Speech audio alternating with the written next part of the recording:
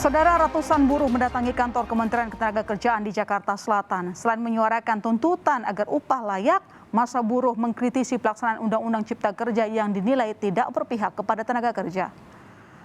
Ratusan buruh yang tergabung dalam gerakan buruh bersama rakyat berunjuk rasa di halaman kantor Kemenaker di Jalan Gatot Subroto. Buruh menuntut kenaikan upah minimum provinsi untuk tahun depan sebesar 10%. Angka ini jauh lebih tinggi dibandingkan estimasi rata-rata kenaikan UMP versi Kemenaker, yakni 1,09%. Buruh juga meminta pemerintah agar segera mencabut Undang-Undang Cipta Kerja.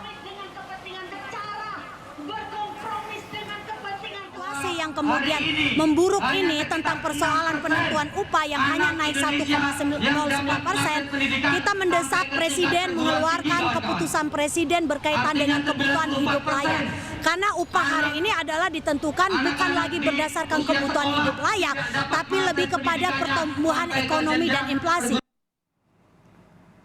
Massa buruh lainnya berupaya bergabung dalam unjuk rasa di kantor Kemenaker dan Long March. Buruh nekat mencoba masuk ke dalam ruas tol melalui gerbang tol Pedati, Jatinegara, Jakarta Timur. Namun, polisi menghadang buruh masuk ke dalam tol karena mereka mengendarai motor. Polisi mengalihkan arus kendaraan buruh ke ruas jalan di Panjaitan untuk menuju kantor Kemenaker.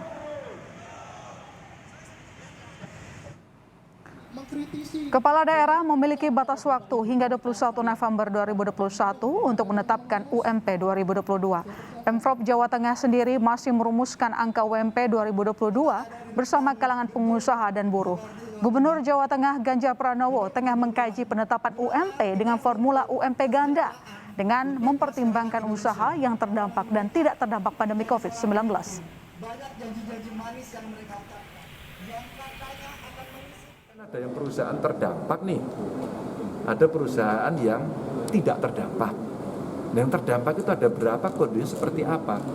Kalau ini UMP-nya dipukul rata, saya kira ini ada yang tenang-tenang saja dan ada yang tidak kuat gitu loh.